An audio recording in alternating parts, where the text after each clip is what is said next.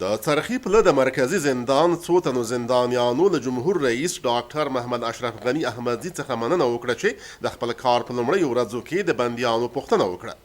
دوی د هېواد له جمهور رئیس څخه د عمومي عفو اعلان د ناعلاجه ناروغیو او لوړ عمر لرونکو بندیانو د خوشي کېدو د بې سرنوشته بندیانو د برخلیک د ټاکل کېدو په نشهیي توکو د روږدو کسانو لپاره په زندان کې د یو سمبال روغتون د جوړېدو د ټوپک سالارۍ او مافیایي سیستم د له منځه وړلو او په هېواد کې د عدالت د ټینګښت غوښتنه وکړه.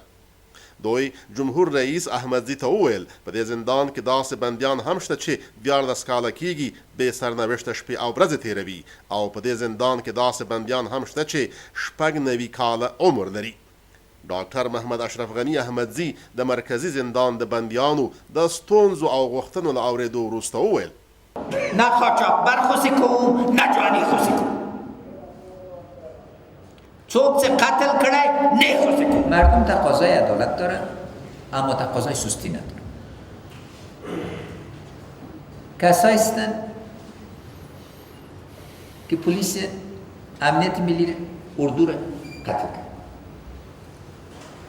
من سرقماندان آلای شما هستم. من مسئول خونی از این هستم. ویره ما تحمل کرده نمیده. د هېواد جمهور رئیس بندیانو ته ډاډ ورکړه چې لویه څارنوالۍ ته یې دنده سپارلې چې د دوشنبې تر ورځې پورې د زندانیانو دوسیې وڅېړي او نتیجه یې زما پر میز کېږدي. ټول لویه څارنوالي مې نن غوښتي او ورته مې ویلي دي چې په مشخص موده کې شنبه پورې آخر پورې دوشنبه پورې به دوی ما ته راپور راکړي چې څو دوسیې په څه وخت کې به راځي ما میز باندې.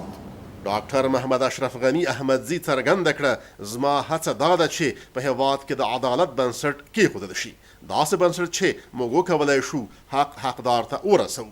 د وویل هڅه کوم تېروتنې جبران او د نویو مخه ونیسم خو دا ټول کارونه په یوه ورځ نه کیږي. جمهور رئیس وویل چې د زندانیانو د دوسیو او اسنادو د څېړنې لپاره به یو صلاحیت لرونکی پلاوی وټاکي او څو میاشتې وروسته به بیا دغه زندان ته ورشي او له زندانیانو سره به وګوري. کوشش اعظمی میخواد باشه که هم اشتباهات گذشته را جبران کنم و هم اشتباهات نو مرد یک روز این کارا کلش نمیشه. از اون خاطر یک هیئت قوی اساسی برتان روان میکنیم. چند ماه بعد ما باز میایم پیش. جمهور رئیس ډاډ څرګند کړ چې د زندانیانو هره غوښتنه به په اساسي ډول وڅېړل شي او جریان به یې دی په خپله تعقیب کړي. ډاکتر محمد اشرف غني احمدزي وویل زه د خپل هېواد او خلکو پر وړاندې ستر مسؤلیت لرم.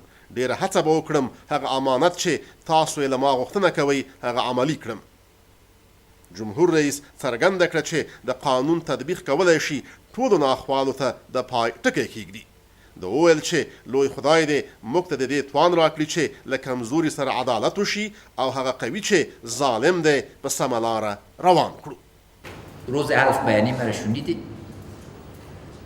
کل فلسفه ما در سخنان حضرت ابوبکر صدیق خلاصه میشه. ضعیفه خداوند کمک کنه که ضعیفه به عدالت برسونیم و خداوند این قوت بده که قوی را که ظالم است راست کنه.